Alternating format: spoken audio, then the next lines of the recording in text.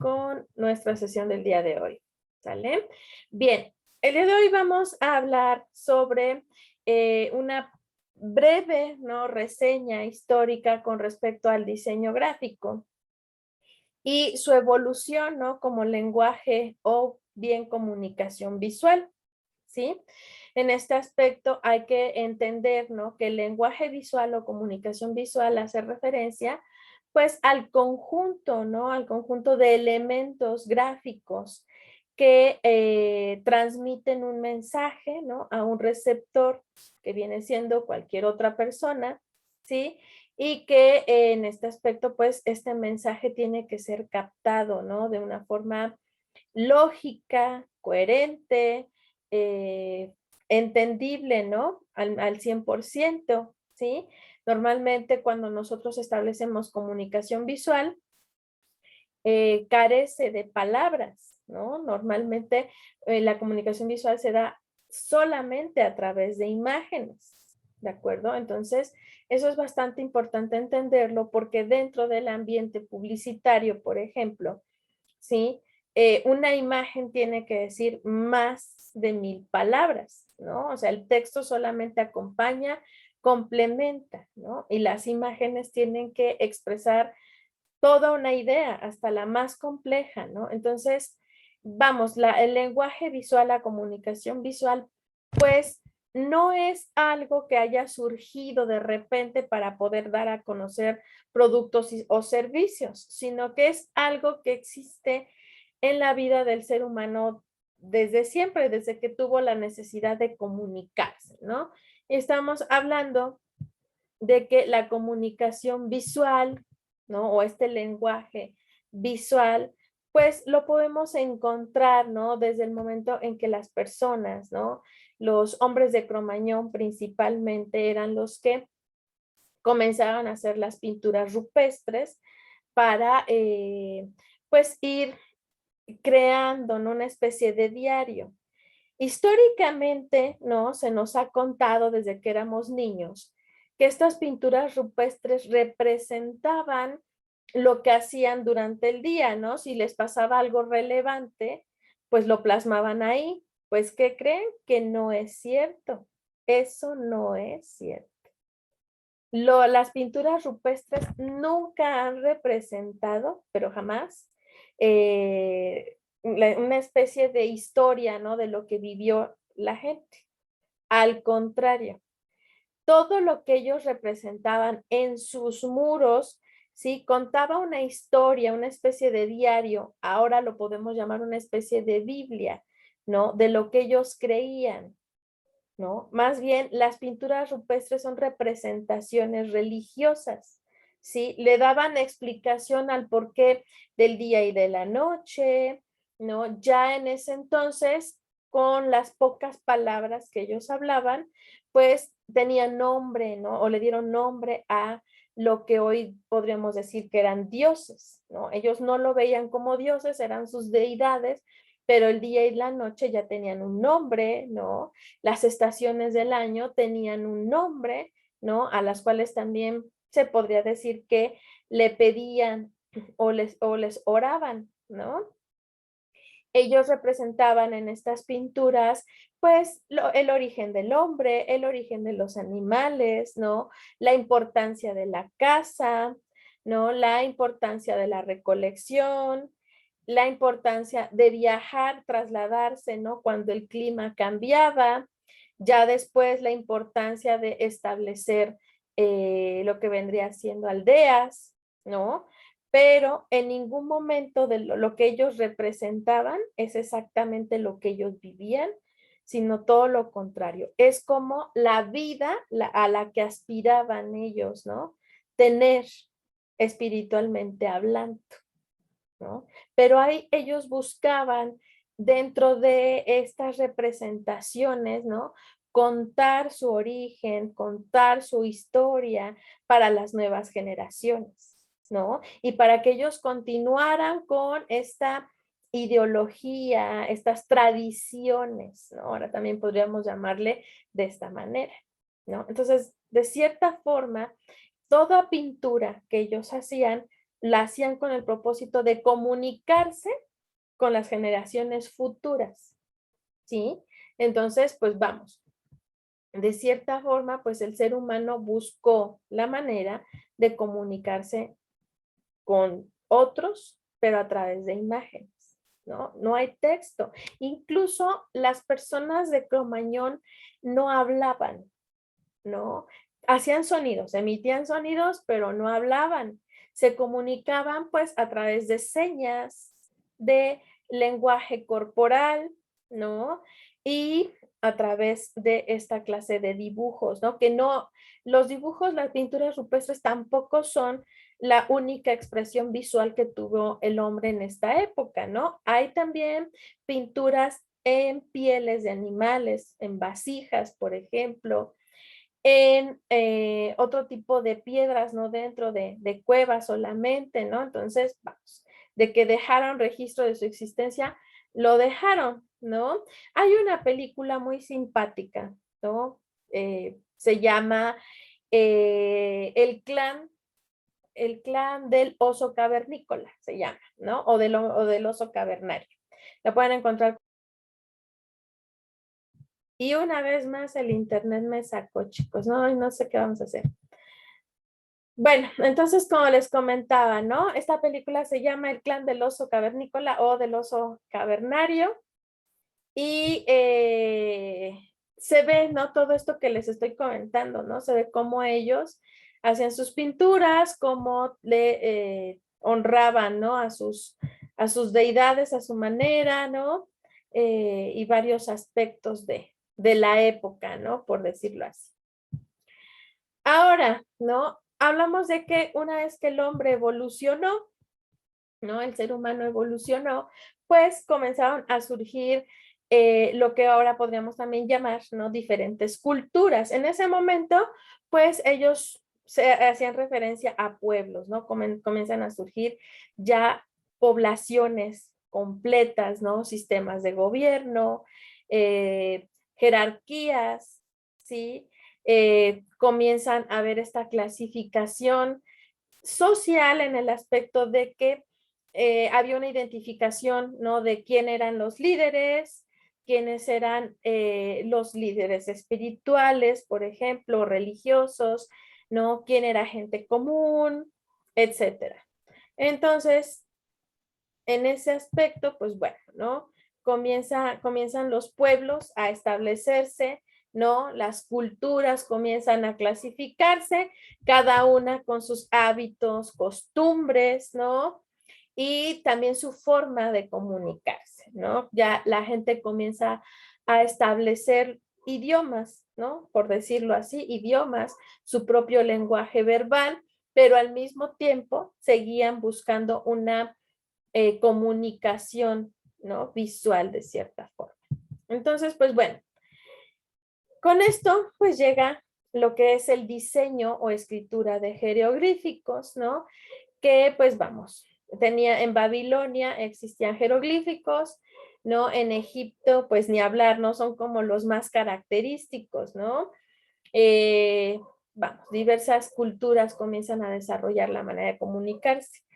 La de los egipcios, ¿no? Los jeroglíficos egipcios, quizás la forma en la que ellos escribían a través de estas imágenes resulta ser una de las más complejas y de las más completas que existen, ¿no? Porque en Babilonia pues prácticamente escribían con líneas, ¿no? Y cada línea pues representaba lo que ahora podríamos llamar como letras para formar palabras. Sin embargo, los egipcios cada icono, ¿no? Cada símbolo representaba a veces una palabra completa o una idea completa. Entonces, nosotros podríamos decir que en una línea, pues a lo mejor hay una frase y no es todo lo contrario, ¿no? En una línea puede haber un párrafo completo, ¿no? Entonces, la escritura egipcia es como de las más completas, de las más complicadas, ¿no? La colocación de los elementos también tenía mucho que ver, ¿no? Si arriba de, por ejemplo, tú colocabas un ojito y si arriba del ojito había una línea, la idea era una, ¿no? Si iba abajo, la idea era otra.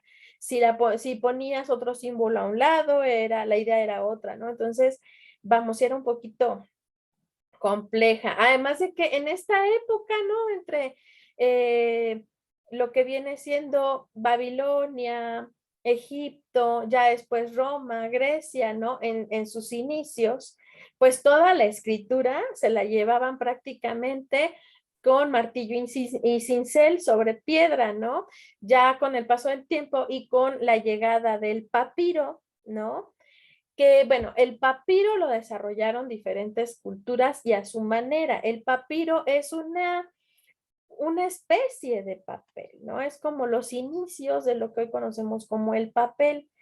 Realmente se hacía con fibras de diferentes plantas, ¿no? Podías hacerlo con la fibra de diferentes plantas, ¿no? Podía hacerse con la fibra del algodón, ¿no? Del lino, de la seda, como también podía hacerse con el pelo, ¿no? El pelo, pues ya extraído de la piel, ¿no? De la corteza de la piel que le quitaban a los animales, bueno, pues de ahí desprendían el pelo.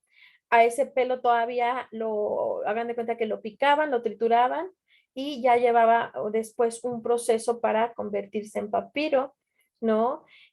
Podía hacerse, ¿no?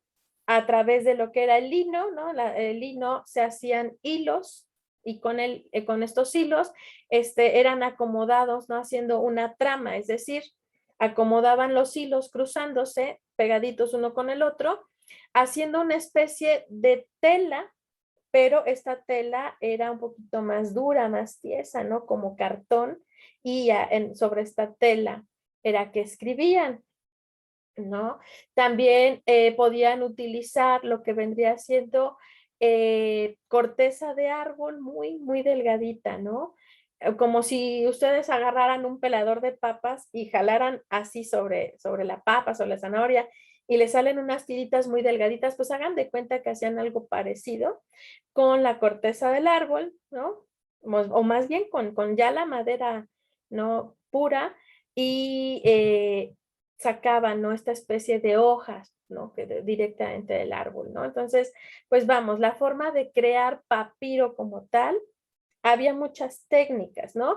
Hay libros que se limitan nada más a decir que el papiro era exclusivamente de los egipcios y era a través de este procedimiento que les digo, ¿no? Con estos hilos de lino que comenzaban como a entretejer. Pero pues no, la verdad es que el papiro no es un invento exclusivo de los egipcios, no. No, en China también tenían con la seda, por ejemplo, su procedimiento para hacer papiro también, ¿no? Tenían con la seda, ¿no? Ya, ellos sí tenían algo ya muy parecido a lo que es el papel, ¿no? Porque ellos lo podían enrollar y no se quebraba, ¿no?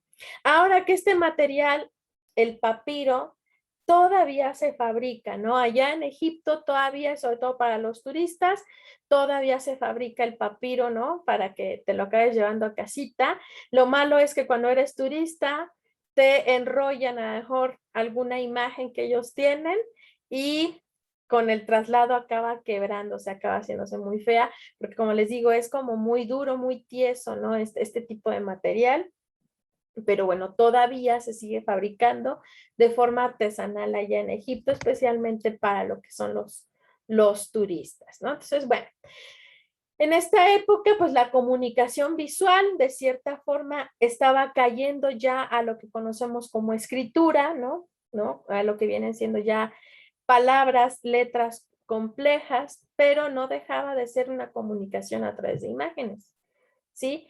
Obviamente, una vez más, ¿no? El ser humano evoluciona, la cultura, los pueblos comienzan a expandirse, hay culturas que comienzan a perderse, como el imperio egipcio, cuando cae y Roma pues toma posesión de la zona, ¿no? Pues vamos, la cultura acaba cambiando, ¿no? Totalmente, ¿no? De la cultura egipcia, ¿no? Comienza a ahora sí que todo su población comienza a expandirse por la zona y de ellos es que comienza a nacer, ¿no? Ya lo que conocemos hoy como Islam. ¿no? Entonces, pues bueno, las culturas van cambiando. Y en la Edad Media, ¿no? Estamos hablando de que, pues la gente también buscaba una forma de comunicarse a través de imágenes, pero ya con propósitos religiosos.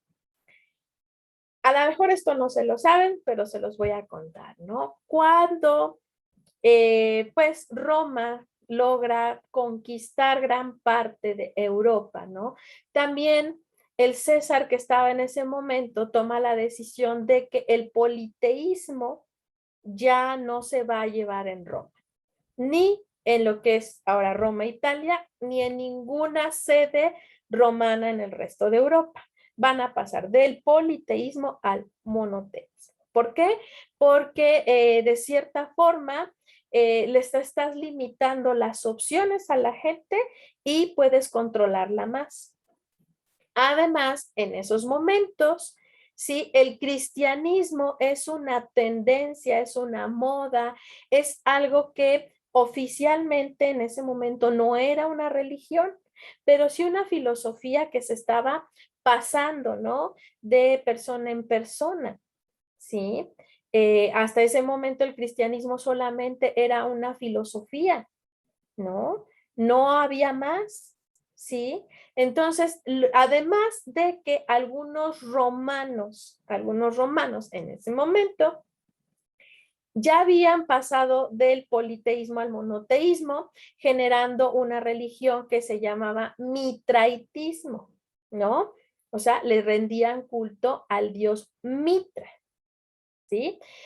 Y lo que hace este César es que él necesita llevar el control de toda esta gente. Y para poder generar control, ¿no? Crea la religión cristiana, la creó. Porque, como les digo, hasta ese momento el cristianismo solo era una filosofía. Entonces, él adopta, ¿no? Al cristianismo como religión, pero además, para no perder a los romanos, ¿no? Que ya se habían separado del politeísmo, adopta costumbres, tradiciones que ya tenían en el mitraitismo y las adopta, ¿no? Las acopla a lo que viene siendo el cristianismo para que jale a toda la gente, ¿no? Que por ejemplo en Israel, en algunas partes de Europa, ya estaban adoptando. Entonces, crea la religión, ¿no? Cristiana y pasa de llamarse César a llamarse Papa, ¿sí? Cuando esto surge, ¿sí? A pesar de que en la ideología cristiana decía que el uso de imágenes no era bueno, no había que rendirle culto a las imágenes. ¿Por qué? Porque Dios estaba en todas partes. Lo único que necesitabas era entrar en meditación, necesitabas entrar en contacto con la naturaleza. Pero este cuate se da cuenta que cuando menos los romanos necesitan de imágenes para poder orar, para poder hacer esto. ¿Por qué? Porque eran costumbres que tenían arraigadas, ¿no? Del politeísmo todavía. Entonces, toma la decisión de crear imágenes que representen, ¿no? Pues la nueva religión que habían creado. Religión que además fue adaptada también a el sistema de gobierno que estaban llevando. Entonces comienza, ¿no? Surge las primeras imágenes religiosas representando precisamente a Jesús en la cruz, por ejemplo, una representación del Dios único y verdadero, ¿no? Como hombre, como persona, ¿no? Comienza a surgir con esto también, vamos, en toda religión, ¿no? Pagana, por decirlo así, siempre hay la representación del Dios Padre y la diosa Madre. Hay una madre, hay un aspecto femenino, no puede haber creación si no hay, ¿no? Femenino y masculino. Pero aquí, como iba a ser una religión patriarcal, ¿no? Pues no podíamos poner hombre y mujer. Dios, el único, era hombre. Pero ¿qué pasaba con esa parte femenina que también, ¿no? estas culturas estaban necesitando por las costumbres y hábitos que ya traían arraigados y crean la imagen de la Virgen María, ¿no? Para que la gente pues no perdiera este acercamiento con la parte femenina. Entonces, al comenzar a crear estas imágenes, pues comienzan a establecer un lenguaje visual, ¿no? Con la gente para sentirse realmente conectada con la nueva fe que estaban adoptando, ¿no? No sentirse perdidos, como decir, es que sé que Dios existe, pero no lo veo. No, no, ya había una imagen representativa con la que la gente se sentía familiarizada, se sentía a lo mejor hasta con más confianza de poderle orar a algo, ¿no? Y no algo que no puedes ver, ¿no? ¿Por qué? Porque el hombre le teme a lo que desconoce, ¿no? Entonces necesitaban sentirse familiarizados con algo. Claro está que también para poder tener la sumisión de la gente, comienzan a crear imágenes cada vez más dramáticas, quizás algunas con el propósito de sembrar miedo, miedo para que la gente pudiera, ¿no? Tener esta idea de temerle a Dios y poderla tener sometida, ¿no? De cierta forma, ¿no? Las religiones, desafortunadamente, para eso se crearon, para poder someter a las personas, ¿no? Quizás ya con el paso de los siglos, pues esto ya no es así, pero en un principio ese fue el propósito que tenían. Y para poder, ¿no? Convencer a la gente de lo que sucedía, pues tuvieron que establecer esta comunicación visual para que la gente se sintiera familiarizada con la nueva ideología que estaban adoptando, ¿no? También lo que comenzaron a hacer, ¿no? En este aspecto ya la nueva iglesia cristiana, que es lo que hoy conocemos como catolicismo, es que en todas las sedes romanas donde ellos estaban establecidos, pues comienza a generarse este cambio, ¿no? Ya no politeísmo, ahora esta es la nueva fe que vamos a llevar y a los dioses que estabas acostumbrados me los tiras a la basura y ahora vamos a utilizar estas imágenes, ¿no? Donde quiera que llegaban esto era así, pero en lugares donde había, por ejemplo, ya una religión, ¿no? Pagana, en donde ya había costumbres y la gente se resistía, ¿no? A adoptar esto, los que no eran romanos, lo que comenzaron a hacer es adoptar las tradiciones que estos tenían para que pudiera haber este convencimiento y a utilizar a lo mejor algunos elementos de sus tradiciones para que fueran significativos con lo que viene siendo pues la nueva religión cristiana, ¿no? Como lo que es, por ejemplo, lo que ustedes conocen como pino de Navidad, ¿no? Pues ¿cuál pino de Navidad? Es el pino del Yule, del festejo del solsticio de invierno de los celtas, ¿sí? De ahí sale, pero lo adoptaron, este tipo vamos, adoptaron o lograron adaptarse, ¿no? Los celtas a la religión cristiana mientras les respetaran este tipo de tradiciones que ya tenían, ¿no? La celebración de las estaciones del año. Con el paso del tiempo, pues el árbol del Yule se expandió por Europa y bueno, finalmente llegó a América y estamos hablando de siglos después.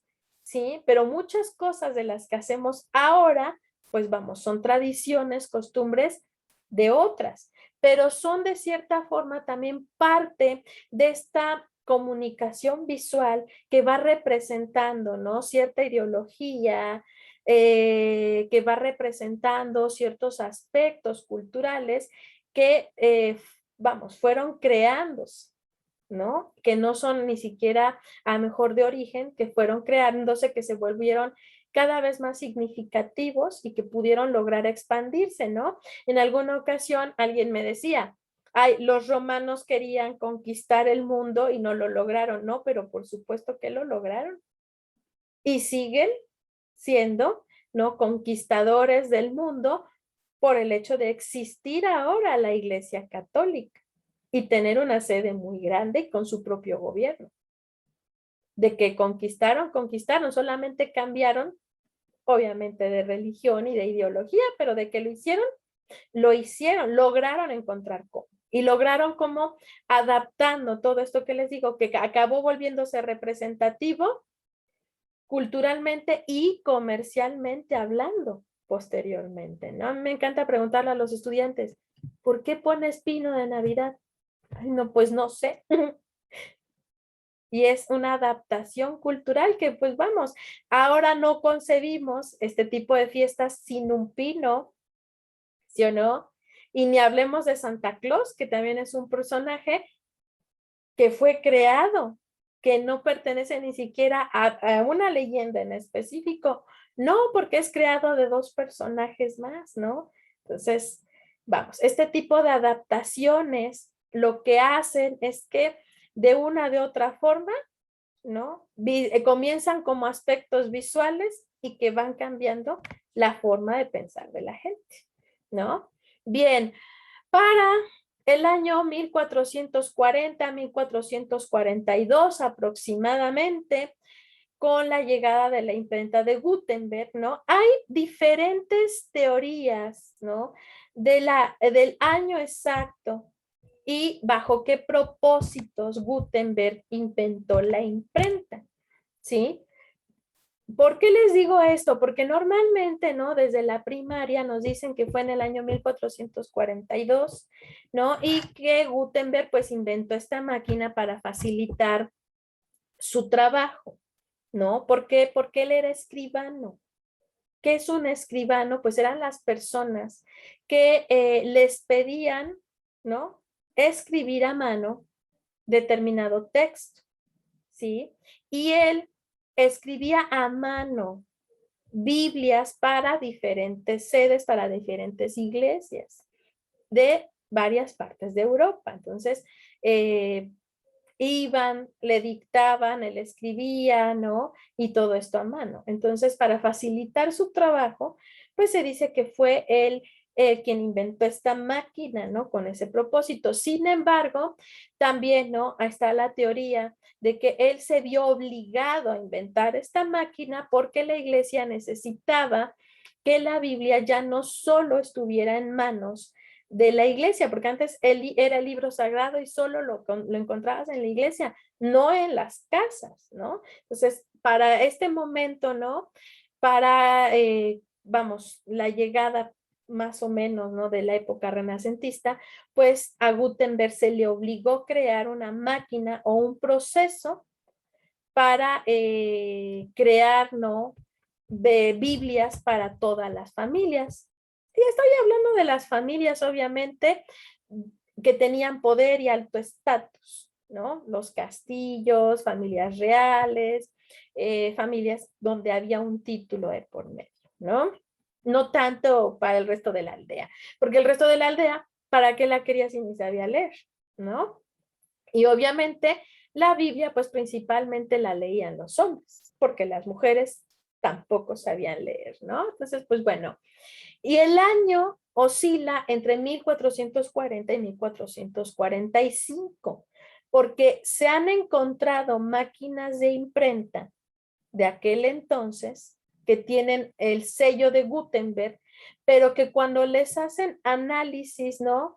Pues son más viejas del año 42, ¿no? Y algunas pues son más para acá. Entonces, no hay como un año exacto de cuándo se intentó, ni es como el propósito exacto también no se conoce, ¿no? Pero lo que es un hecho es que Gutenberg, el primer aparato que inventó, no es esta prensa que todos conocemos, sino que el primer aparato con el que comenzó a facilitarse el trabajo era precisamente haciendo una especie de jeroglíficos tallado en piedra, ¿no? Hacía las tablillas, ¿no? En piedra, donde colocas tinta, pones papel y con un rodillo, pasas un rodillo y lo que es la impresión, ¿no? La imagen se pasaba al papel. Claro que este proceso aunque parecía rápido, pues también tenía sus complicaciones. A veces no se lograba entintar todo el texto, entonces necesitaba encontrar pues otro mecanismo. Entonces pasó de la placa de piedra a las placas de madera, ¿sí? Pero estamos hablando de que cada placa de madera pues correspondía a una página o a una imagen. Y esto también es un problema porque cada que tenía que cambiar de página pues era una tabla diferente, ¿no? Y si tenía algún otro encargo, pues estamos hablando de que para cada página, ¿no? O para cada hoja había que crearle lo que era su tablilla, como sucede ahora con la serigrafía, por ejemplo, ¿no? Para cada trabajo necesitas hacer una malla diferente. Entonces, para facilitar también aún más su trabajo, pues ya es cuando crea, ¿no? La impresión a través de tipos, es decir, crea en pequeñas tablillas, ¿no? O pedacitos de madera cada letra, ¿no? Mayúscula o minúscula, letras capitales, ciertos gráficos, ¿no? Como hojitas, ¿no? La cabeza de un dragón, etcétera, para motivos decorativos, ¿sí? Y crea una especie de marco en donde va a encajar todas estas letras para hacer el texto, ¿no? Tenía otras tablitas con las que hacía el espacio, etcétera, ¿no? Entonces, dentro de este marco, acomodaba el texto, ¿sí? Le ponía algún elemento decorativo. Hagan de cuenta que cada tipo era una especie de sello, ¿no? Entonces ya le pasaba tinta, también con un rodillo, colocaba el papel y en la parte de arriba, para que ya no tuviera él que estar también presionando el papel, pues pone una placa y a través de un tornillo o prensa, pues ya era como presionaba esto, ¿no? El papel sobre los tipos, levantaba, sacaba el papel, ponía más tinta y de esta manera, de cierta forma, podía hacer una producción en serie, ¿no? Algo muy parecido a lo que hacen actualmente las máquinas de offset, ¿no? Algo muy parecido. Claro que la máquina de offset pues utiliza ya lo que viene siendo una impresión en una placa de caucho, ¿sí? La colocación de la tinta y el proceso de presión pues lo hace, ¿no? Ya un motor, una máquina, ¿no? Ya es como completamente diferente, pero el proceso, ¿no? O la idea es casi la misma, ¿no? En este aspecto, ¿no? En aquel entonces, pues, con esta facilidad para poder hacer impresión, comienzan a surgir los primeros carteles, ¿no? Los carteles que ayudaban a informar al pueblo con respecto a lo mejor algún cambio, alguna adaptación, ¿no? En el gobierno, e incluso si iban a colgar a alguien, si había un aumento en impuestos, bueno, ¿no? Carteles carteles informativos que formaban parte del gobierno, como también, ¿no? Comienza a surgir, por llamarlo así, la publicidad de algunos negocios o establecimientos, ¿no? Porque antes sí existía la publicidad, por decirlo así, la forma en la que la gente mejoraba la comercialización, sí existía, pero se hacía con tablas de madera, ¿no? Con tallado y todo esto. Pero con el surgimiento de la imprenta, pues ya comenzó a surgir la cartelería, una forma de comunicación visual para dar a conocer, como les digo, algún aspecto informativo del gobierno, para dar a conocer algún negocio y para dar a conocer las funciones de teatro, ¿no? Entre 1445 y 1550, el teatro tuvo un auge increíble, ¿no? Era como decir en esta época vamos al cine, pues así en ese entonces era padrísimo ir al teatro, ¿no? Todo el pueblo iba y de todas las clases sociales, ¿no? Más o menos en esta época es cuando William Shakespeare pues tuvo como su auge, ¿no? Cuando todo mundo quería ir a ver las obras de Shakespeare al teatro, ¿no? Sobre todo ahí en Inglaterra y algunas otras partes de Europa como Italia, ¿no? Entonces, pues vamos, hacían el cartel de la obra y no les voy a mentir, no era que es una obra que estaba puesta todo el mes como ahora pasa. No, es que fácil, cada 8 días había una función diferente. Entonces, esto ayudaba a mantener entretenido al pueblo y estamos hablando de que más o menos cada semana pues salía un cartel diferente, ¿no? Con el nacimiento del cartel, el ser humano pues comienza a sentirse con la libertad, ¿no? Con la posibilidad de establecer una comunicación visual más fluida con la gente, ¿no? Comienzan a surgir los carteles de diferente tipo, ¿no? Ya no solo había teatral o informativo, sino que comienza a haber pues también ya carteles con propósitos pues publicitarios, con propósitos políticos, comienzan a surgir, ¿no? Carteles con propósitos culturales, ¿no? Decorativos hasta incluso, ¿no? Entonces, pues vamos, comienza a haber ahí una expresión, ¿no? Una comunicación, pero con expresión a lo mejor hasta emocional, ¿no? Cada vez más grande y más evolutiva, ¿no? Más o menos entre lo que viene siendo 1850 y los 1900, el cartel no toma una gran fuerza, una gran importancia en la mayor parte de Europa, ¿no? Porque pues comienza lo que es la revolución industrial y también la revolución artística. Estamos hablando de que llega el cine, no solo ya no solo había teatro, llega el cine, llega la expansión, por ejemplo, de negocios de entretenimiento para adultos, ¿sí? Comienza la generación de marcas y empresas ya industrialmente establecidas, es decir, que la mayoría de los productos ya no se fabricaban de forma artesanal, sino que ya en producción en serie, ¿no? Y con esto, pues, establecimiento de diversas marcas. Entonces, pues vamos, ¿no? El uso de la cartelería, el uso de la comunicación visual, pues se volvió totalmente importante. Había una necesidad de expresarle al mundo, ¿no? De expresarle a la gente que tú como empresa existías, ¿no? Con la llegada del cine, pues igual, no es que hubiera una película en cartelera y duraba mucho tiempo, ¿no? Es que también fácil cada semana había algo diferente que exponer en el cine. Y estamos hablando de que no eran películas de 2, 3 horas, eran producciones que la más larga duraba media hora, ¿sí? Pero la gente iba al cine contenta porque pues obviamente no había, era algo nuevo, algo diferente. Entonces, en este aspecto, pues vamos, la gente iba, ¿no? A ver qué había de nuevo eh, y había cartelería para cada función que se exponía en el cine, ¿no? Que en realidad, pues, no era decir vamos al cine, es vamos al cinematógrafo, ¿no? Y eran pequeñas salitas o carpas en donde estaba la cámara, la propia cámara la que reproducía, ¿no? Lo que se había grabado, ¿no? Y era la sensación, ¿no? Entonces, pues vamos, ¿no?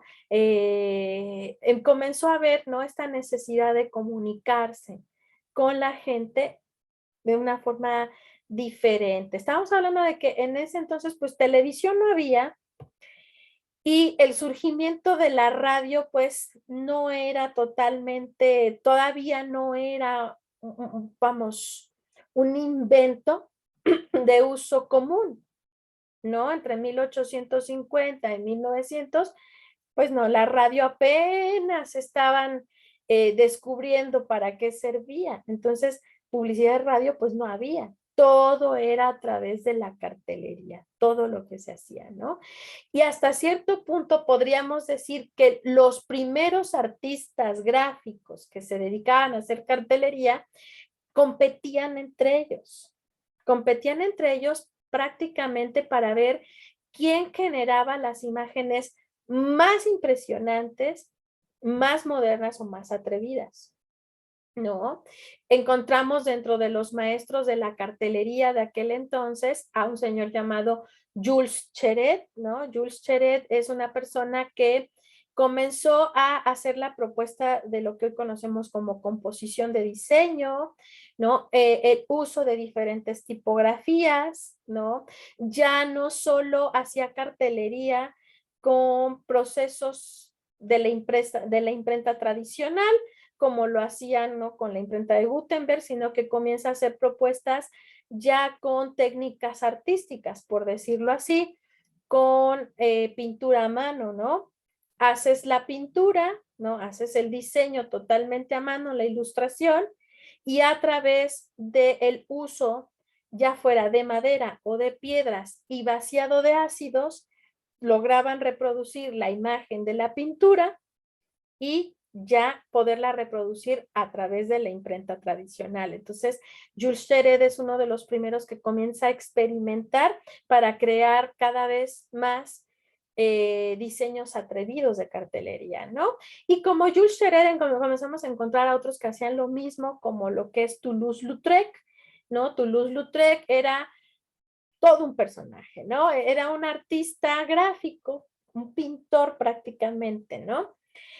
Que comenzó a generar los carteles de diferentes cabarets en París, como también de algunas empresas, algunas marcas, ¿no? Toulouse-Lautrec se caracterizaba porque la mayoría de sus ilustraciones pues tenían a las chicas de Cancan, ¿no? Que estaba de moda en ese entonces en París, ¿no? Además de que pues él vivía dentro de los cabarets, no tenía una casa, ¿no? Por decirlo así, él vivía en los cabarets todo el tiempo, era todo un personaje, sufría polio, entonces por lo mismo pues también no tuvo una vida como muy larga. El polio en ese entonces era una enfermedad considerada mortal y murió muy joven, pero pues vamos, ¿no? Todas sus obras pues caracterizan a lo que hoy podemos llamar, ¿no?, los inicios de lo que sería el diseño gráfico ya en la época, ¿no? De ahí, ¿no?, de la revolución industrial hacia acá, por así decirlo, ¿no? Para acá, más para acá. Ahí entre lo que vendría siendo 1920 a 1945, comienzan a surgir las primeras escuelas de diseño industrial. En ese entonces no se le llamaba diseño gráfico, se le llamaba diseño industrial, ¿no? Estas primeras escuelas abarcaban, por ejemplo, primero todo el aspecto artístico o de técnicas artísticas de representación para la creación de diversas imágenes, para que posteriormente tuvieran su enfoque en el ámbito industrial. Esto quería decir que los diseñadores, ¿no?, aprendían lo artístico para poder hacer la representación de todo tipo de imágenes, pero con propósitos útiles, ¿sí? Y con propósitos de corte industrial, es decir, que le iban a trabajar a las empresas que en ese momento pues estaban surgiendo, generándoles desde el diseño de su marca hasta el diseño de un envase, un empaque, un embalaje, el diseño de una etiqueta, ¿sí? El diseño de mobiliario, el diseño de decoración del interior y el exterior de la empresa, ¿sí? Entonces, para eso estudiabas, ¿no? Para trabajarle a las empresas, ¿sí? Una de las escuelas más grandes que surgió en esa época y que aún existe se conoce como Bauhaus. Bauhaus se encuentra en Alemania, originalmente surge en Polonia, pero después de la Segunda Guerra Mundial, pues la escuela es trasladada en Alemania. Bauhaus actualmente es una pequeña comunidad universitaria, ¿no? En donde pues te tienes que ir a vivir ahí si quieres estudiar, ¿no? Tiene ahí sus departamentos, ¿no? Su zona habitacional, como también la universidad y distintos talleres, ¿no? La Bauhaus de Puebla no tiene nada que ver, no tiene relación con la original, ¿sale? No tiene nada que ver, ¿no? Pero pues esta escuela todavía existe, ¿no?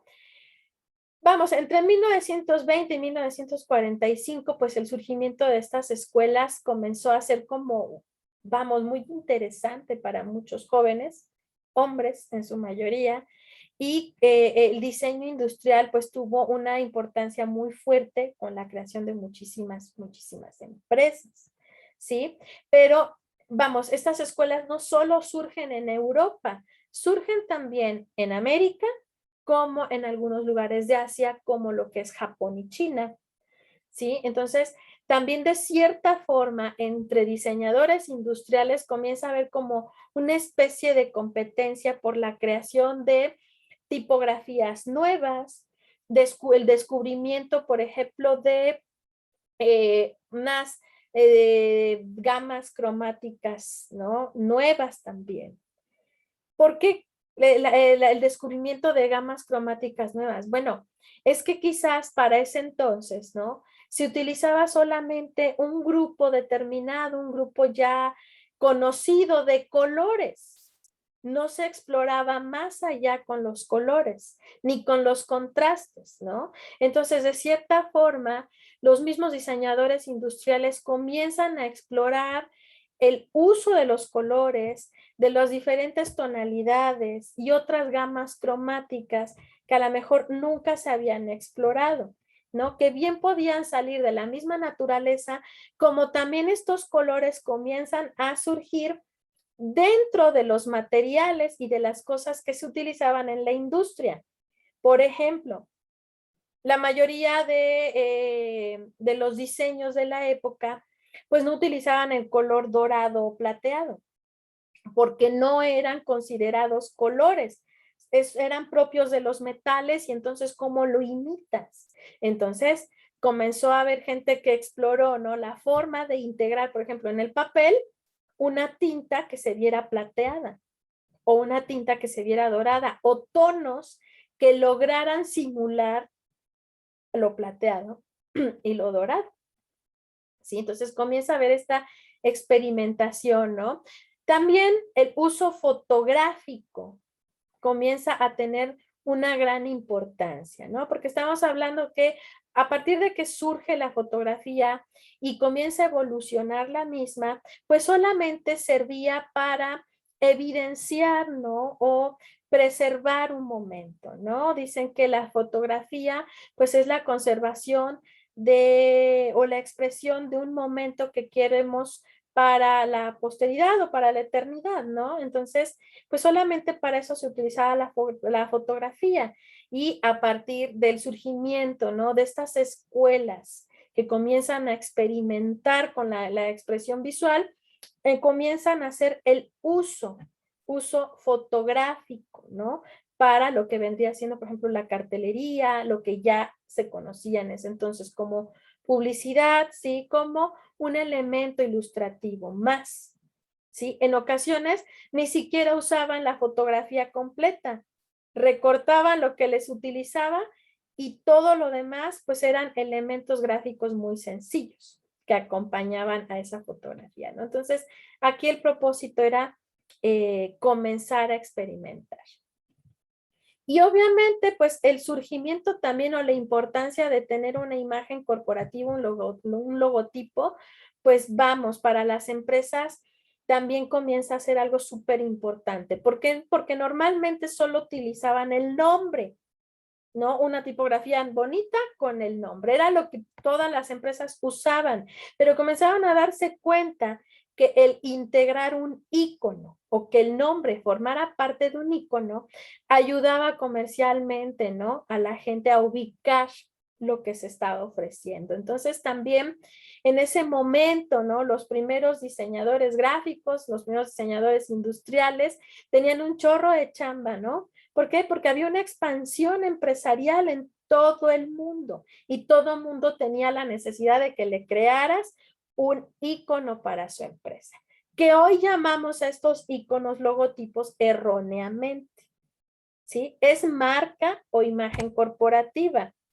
¿sí? Logotipo, imagotipo, isotipo, isologo, son diferentes cosas, ¿sí? Son estos mismos iconos, pero con características diferentes, ¿no? Erróneamente le llamamos logotipo a todos en general y no, ¿sí?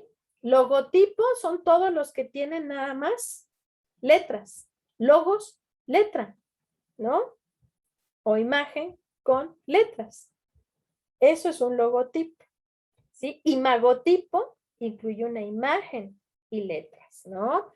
Isotipo es que la imagen, ¿no? La imagen está conformada por las letras, no puedes separarlas, ¿no? La letra es lo que está conformando a la imagen. Isólogo es una imagen que está compuesta por un icono y letras y pueden funcionar por separado. Pensemos en Nike.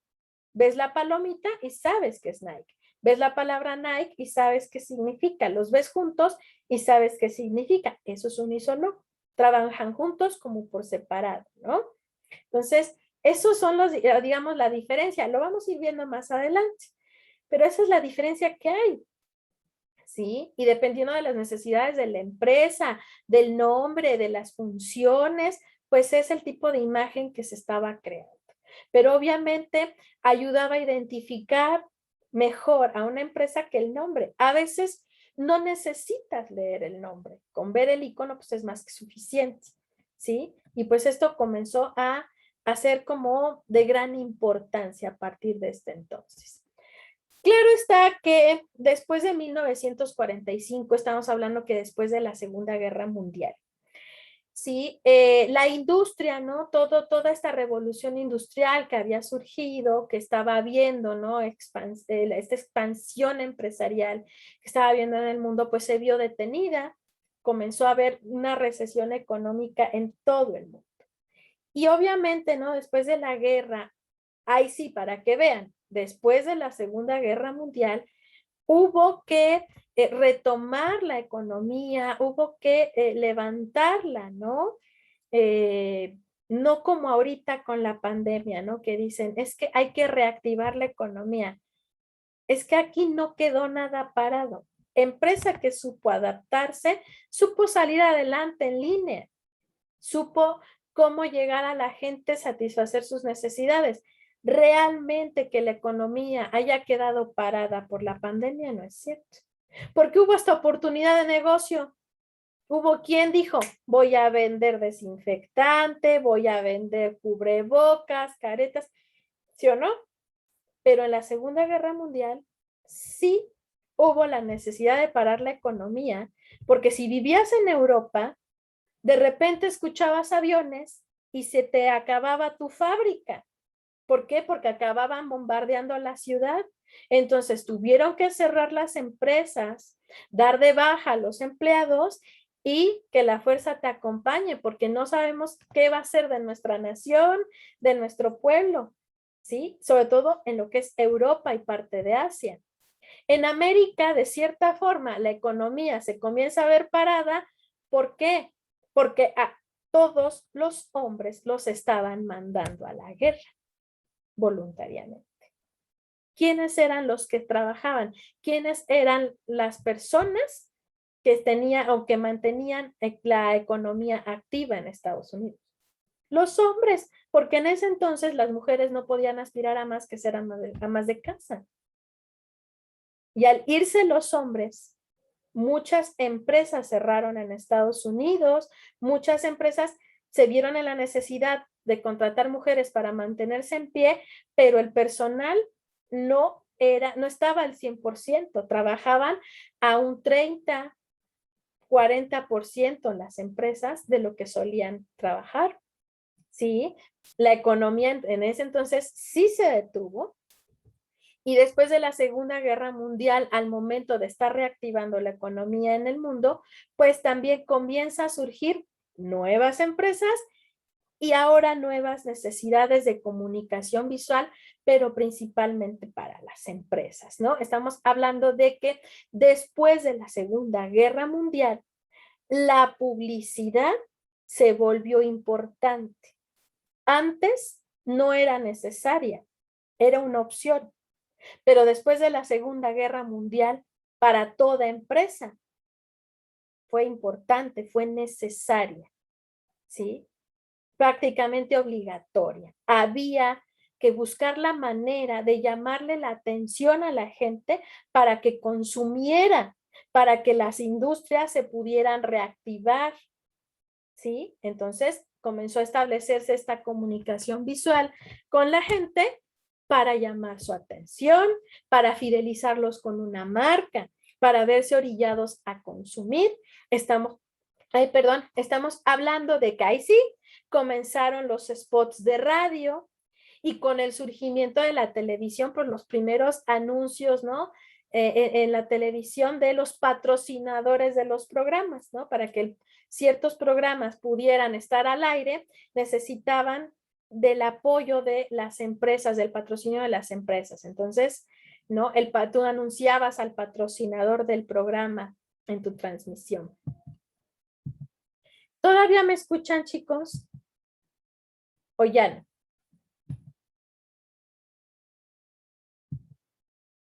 Sí, todo bien. ¿Sí? Ah, bueno, porque de repente se me quedaron congelados y dije, ya el internet otra vez. Bueno, entonces la publicidad después de la Segunda Guerra Mundial se volvió una necesidad para las empresas. El ejemplo más grande que podemos tener, la empresa que se puso las pilas de una forma increíble en ese entonces, Industrias Coca-Cola.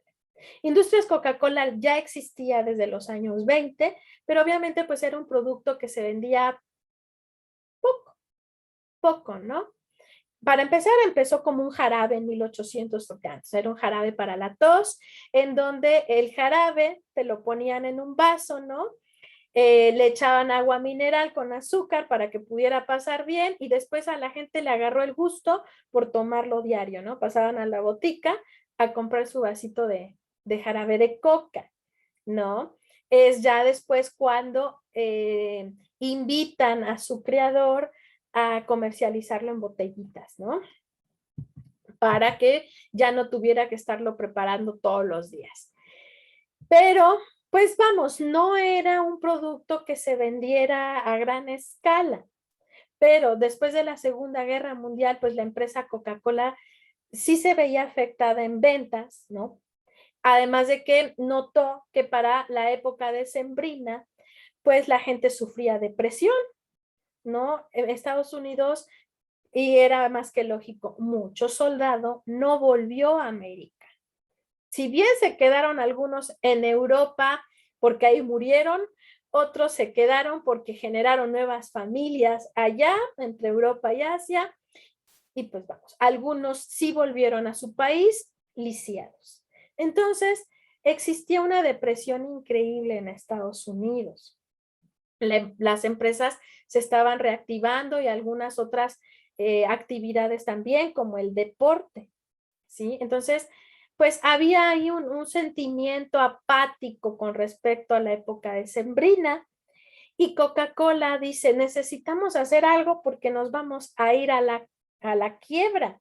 Para empezar, en Estados Unidos, ¿no? En la gran mayor parte de Estados Unidos, en invierno hace un frío endemoniado.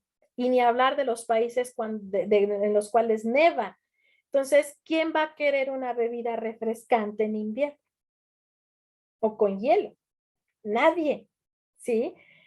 Y eso también les iba a pegar durísimo a ellos como industria. Entonces, buscan la manera de generar, ¿no? Un sentimiento de pertenencia con la marca, una fidelización, de cambiar el estado de ánimo que estaba existiendo y toman la decisión de crear un personaje icónico de la marca para que la gente se sintiera animada.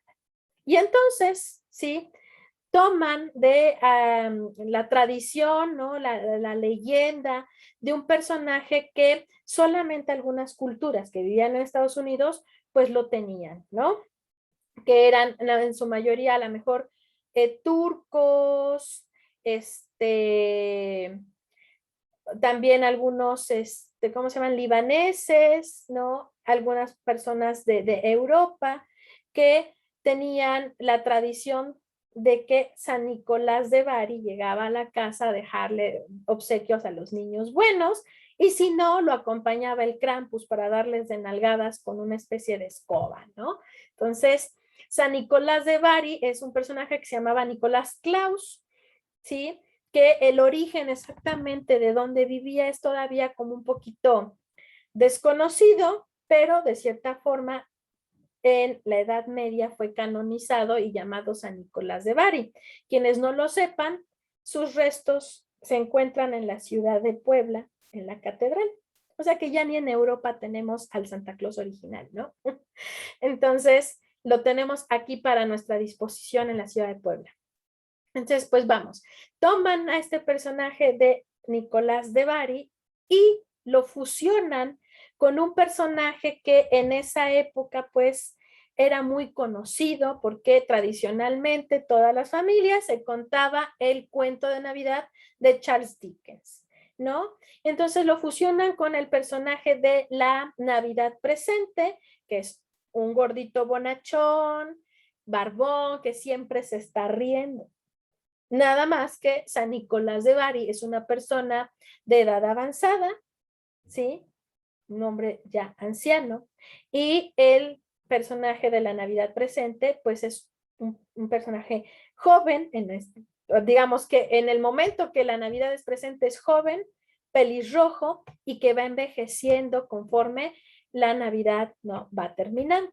Entonces fusionan a estos dos personajes y crean el Santa Claus que nosotros conocemos. Saint Claus o Santa Claus es el nombre que le da Coca-Cola y está vestido con los colores característicos de la marca: blanco, rojo y el negro del producto. El primer Santa Claus tenía un uniforme de corte militar, pero obviamente la gente lo sentía hasta cierto punto agresivo porque acababa de terminar la guerra. Entonces, lo único que le dejan perteneciente al uniforme militar es el cinturón y las botas. Y le ponen una especie de pijama de invierno, ¿sí? He ahí por qué tiene el gorrito, ¿no? Con la borlita. Entonces, le dejan esta especie de pijama con el cinturón y las botas que son de corte militar. El saco rojo característico, pues, pertenece al personaje de San Nicolás de Bari, ¿sí? Y, bueno, crean a este personaje bonachón. Ya lo que es el trineo, los renos, va surgiendo con el tiempo cuando se dan cuenta que el personaje funcionó, ¿no? Este personaje comienza a aparecer, ¿no? En todo Estados Unidos, ¿no? Promocionando Coca-Cola, ¿sí? Para esto obviamente hay una campaña informativa de quién es, que reparte alegría, sonrisas, regalos a los niños, ¿no? Toman esta idea de que llega por la noche, que es perteneciente a la leyenda de San Nicolás de Bari, ¿no? De que llega por la noche, visita a los niños buenos, les deja un obsequio.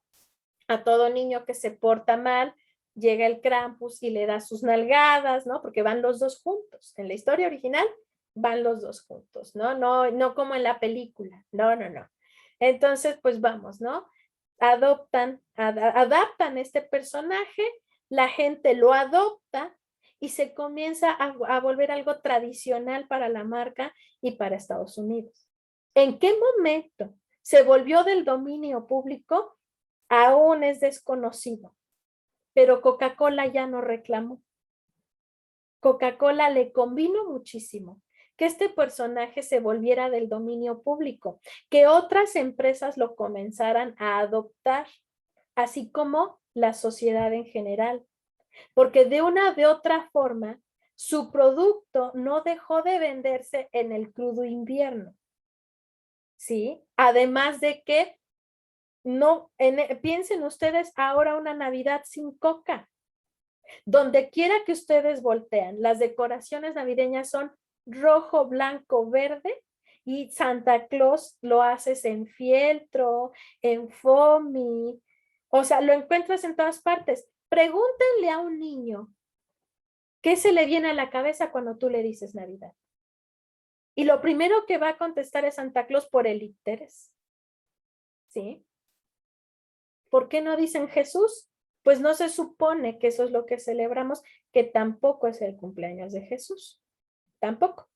Se supone que Jesucristo nació en abril y lo festejamos en diciembre por disposición del primer papa que les platicaba, ¿no? Él fue el que dispuso 25 de diciembre, que era la fiesta del rey Mitra. Dijo, no, para que dejen esa ideología, vamos a festejar a Jesús, que es el representante del cristianismo, ¿no? Pero realmente, vamos, ¿por qué los niños no dicen Jesús? Dicen Santa Claus. Entonces Santa Claus se volvió el ícono representativo de la Navidad. Entonces, estamos hablando de que a partir de la Segunda Guerra Mundial, la publicidad, además de volverse una necesidad, este tipo de comunicación visual se volvió una forma de influencia cultural de las empresas.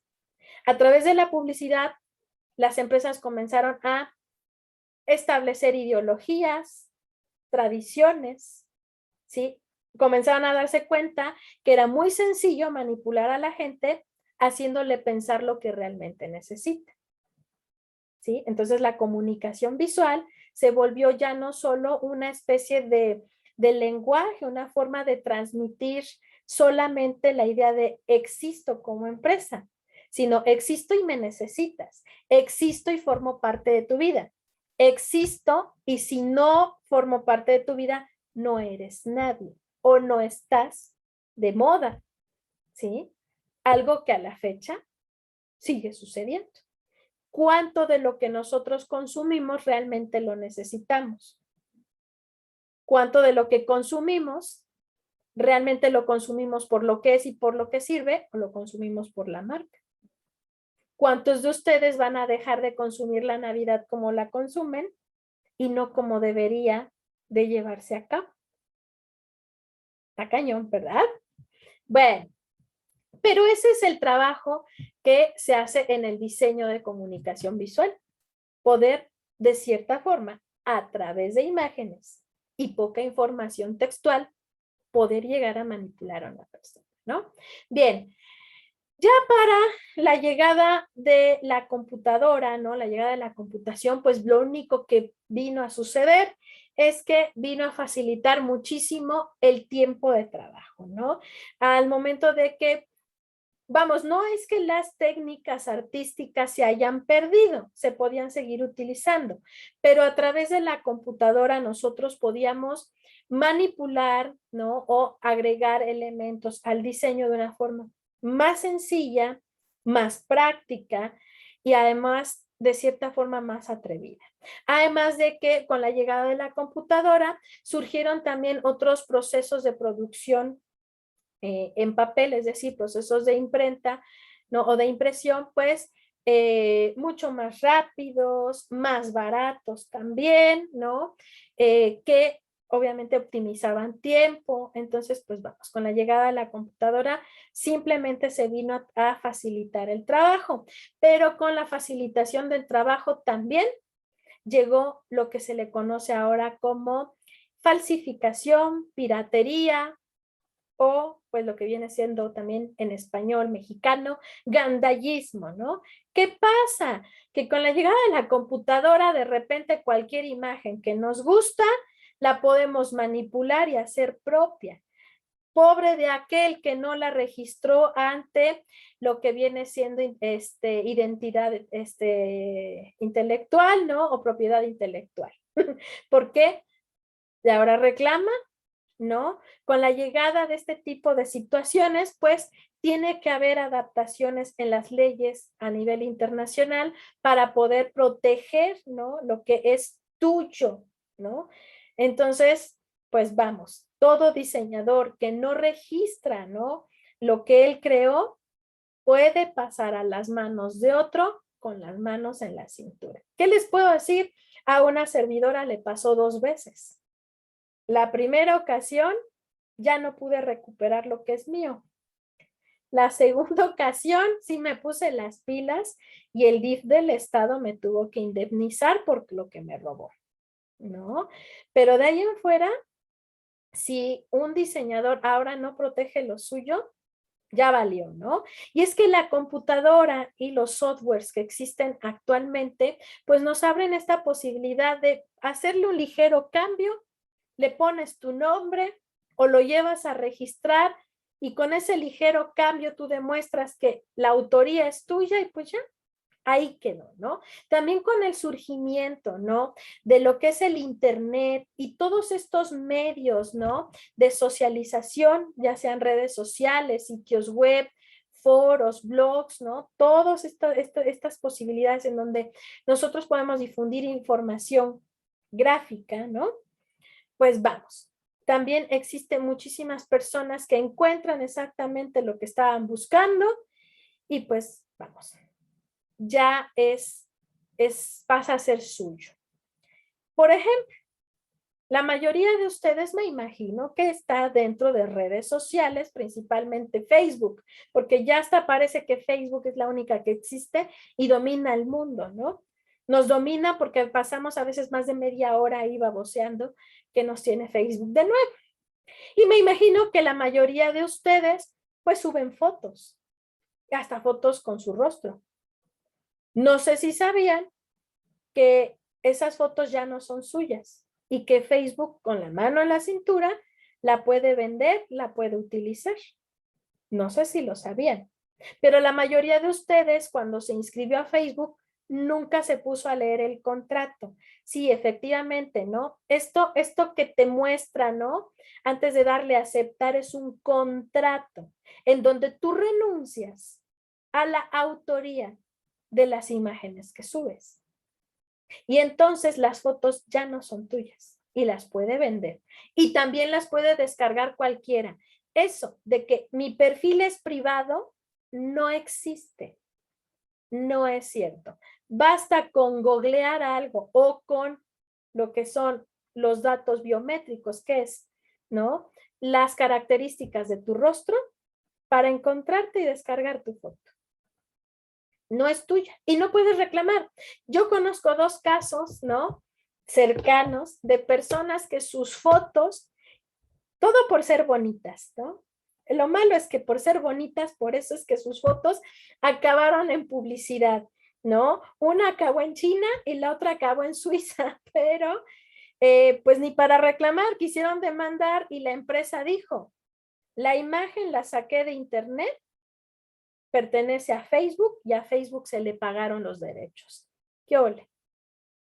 Aunque sea tu rostro, la foto no es tuya, porque la propiedad es de Facebook y los derechos se le pagaron a ellos. No pudo reclamar la chica. Ya después, muy orgullosa, compartió en dónde acabó su foto. Pues ya qué más, ¿no? La otra sí buscó y le buscó, fueron como 4 años de buscar que la empresa quitara su foto, pero no logró ganar. ¿Por qué? Porque la identidad intelectual o la propiedad intelectual ya no era de ella, era de Facebook. ¿Sí? ¿Qué pasa con las imágenes de niños que subimos? ¿Por qué las fotos de tus hijos pueden acabar en un sitio de pedofilia? Porque tus fotos dejaron de ser tuyas. Y porque estas empresas pueden comprar la foto del pequeño y después subirla a su sitio. Y ya pagaron los derechos de autor. ¿Sí? Por eso es importante tener cuidado con las fotos de los niños. Yo conozco una persona que dice, eres exagerada. Yo trabajé en una escuela de criminología, criminalística y técnicas periciales. Yo no era docente, yo era la de relaciones públicas y conocía todo tipo de personas del gobierno y también de docentes. ¿Qué cosas no ves? ¿Con qué cosas no tienes contacto? Y sí, yo les digo con toda seguridad y certeza que esos sitios existen, que esas comunidades pedófilas y de pederastía existen en la ciudad de Puebla. Existen y son grandes. Y hasta de gente importante. Y sí, las fotos de pequeños que suben a redes sociales se van para esas redes y tienen hasta grupos de WhatsApp en donde se pasan las fotos y que se une gente que dice estoy con mi sobrina, mi hermana, mi no sé qué y suben videos y fotos terribles. Existen. Y por eso hay que tener cuidado con esa clase de aspectos. ¿Qué pasó, Diana? Dime, tocaya. Fue lo que se fue, bueno, ahorita que hicimos de esos grupos, fue lo que fue muy nombrado, no sé si escuchó el tema ahorita del orgullo, del mes del orgullo, que ese tipo de personas se quería integrar, que quería ser parte de la comunidad porque ellos también eran como que con eso se identificaban. Un género, ¿no? Que fue muy polémico. Claro, hicieron marcha en Estados Unidos y aquí en la Ciudad de México. Hicieron marcha para que se les reconozca como un género. ¿Sí? No, créanme que no exagero, hijos, créanme que hay cosas que desafortunadamente llegas a ver y dices, sí existe y no sabes si sentirte triste o preocupado, ¿no? Entonces, aguas, porque la comunicación visual en esta época ya tiene diferentes fines. Es posible manipular a la gente a través de la comunicación visual. Se corren los riesgos, ¿no? De perder los derechos de los derechos de propiedad intelectual, ¿no? Es decir, que la piratería está a la vuelta de la esquina y de que también a través de comunicación visual digital, pues también ya es fácil hasta delinquir, ¿no? Estamos hablando de que ya no nos comunicamos con propósitos de podernos dar a entender, sino que también ya existe una forma de comunicarnos, pero hasta con propósitos más perversos, ¿no? En algún momento en la década de entre 60 y 70, cuando estaba Vietnam, por ejemplo, Estados Unidos utilizó comunicación visual, ya fuera a través de medios audiovisuales como televisión, cine y a través de cartelería, pero para poder hacer que los varones se enlistaran en el ejército y se fueran a Vietnam. ¿Sí? Esto de ¿cómo se llama? Sam, ¿no? ¿Cómo se llama? Bueno, este personaje de Estados Unidos que tiene su sombrero, ¿no? Este señor Sam formaba parte de esta campaña, ¿no? Que si bien alguna ocasión se utilizó en la Segunda Guerra Mundial para lo que fue Vietnam, bueno, este personaje, ¿no? Este señor Sam aparecía en todos lados, comenzó a utilizarse lo que era la publicidad subliminal, ¿no? En donde tenía mensajes como haciéndote sentir responsable, ¿no? De tu país, ¿no? Como una especie de chantaje. Además de que comienza la publicidad que es a través de de cierto tipo de imágenes, ¿no? Ya saben que para un video se requieren 24 cuadros para generar un segundo. Publicitariamente es exactamente igual y lo que hacían es que entre cuadro y cuadro metían imágenes bélicas de guerra y esto hacía que cuando los jóvenes estuvieran viendo la publicidad y más estaban drogados porque en esa época pues la marihuana era como lo que se estaba utilizando entre los jóvenes, pues bueno, el mensaje bélico les llegaba directamente al cerebro de forma subconsciente y se sentían con la necesidad de me voy a enlistar en la guerra, pero para ir a matar unos cuantos orientales, ¿no? Esto lo que provocó es que, vamos, cuando la gente volviera de la guerra, regresara mal.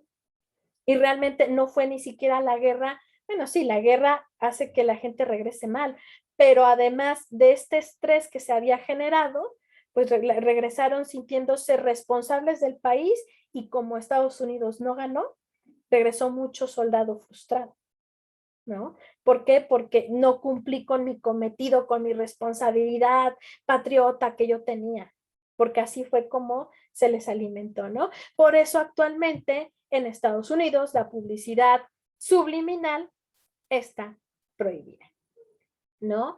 Y bueno, chicos, aquí les dejé un video cortito porque hay videos un poquito más largos que hablan de la historia del diseño gráfico en México.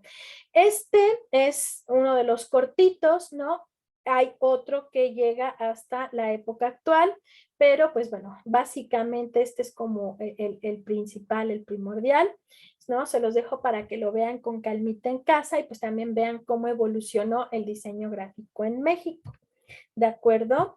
De igual manera, no es cierto, para la siguiente clase tienen una lectura, el día de hoy, ¿no? Y para cerrar nuestra sesión, ¿no? Les dejé esta imagen para que ustedes la analicen, digan que ven, ¿no? A este tipo de imágenes se les conoce como figura fondo, ¿sí? Estas imágenes, pues, normalmente las usan los psicólogos, aunque no son totalmente de uso psicológico, psiquiátrico, ¿no? Las figuras de este tipo de figuras ¿no? De figura fondo son diseños que se utilizan precisamente para una especie de manipulación psicológica, ¿no? En la publicidad. No todo lo que captas a primera vista es todo lo que vas a ver en una imagen, ¿sí? Tienen un doble mensaje, ¿no? Entonces, esto es una figura a fondo evidente, ¿no? ¿Por qué? Porque solamente está utilizando el contraste para poder ver dos imágenes, pero en publicidad más compleja, ¿no? Y fotográfica se llega a utilizar, pero obviamente tu consciente capta una cosa, tu subconsciente capta otra cosa, y eso es lo que ayuda a que, vamos, esta comunicación visual que buscamos establecer con el usuario, pues vaya más hacia el convencimiento, la manipulación de los usuarios, ¿no? Yo sé que a partir de ahora, toda la publicidad que vean, sobre todo estática más que audiovisual, no la van a ver con los mismos ojos, ¿no? Y les voy a dejar leer un libro, el libro es opcional, pero se los voy a recomendar, ¿no? La siguiente clase, y ya de plano no van a ver ni el internet con los mismos ojos, ¿sale? Pues bueno, chicos, hasta aquí vamos a llegar el día de hoy, nos estaríamos viendo el día viernes, ¿no? Para que estemos hablando no solo de nuestro siguiente tema, sino también que comiencen a conocer Photoshop, ¿sale? La vez pasada vimos Corel y el viernes vamos a ver la pantalla de Photoshop. Van a ver que no tienen, vamos, son muy similares Corel y Photoshop, pero Photoshop nos brinda muchísimas más posibilidades que el propio Corel, ¿sale? Entonces vamos a entrar a nuestro chat a mencionar a los compañeros que nos acompañaron el día de hoy a clase. Diana Patricia, Lisbeth, Marco, Ulises, Jorge Iker, Ricardo, Jaime, Amisadai, Ángel, Mariana, José Francisco, Paola, David, Abigail, Fátima, Daniel y no sé si me faltó mencionar a alguien más o a alguien le faltó anotarse. ¿No? Pues bueno, chicos, los estoy viendo el día viernes. No dejen de cuidarse y nos estamos viendo.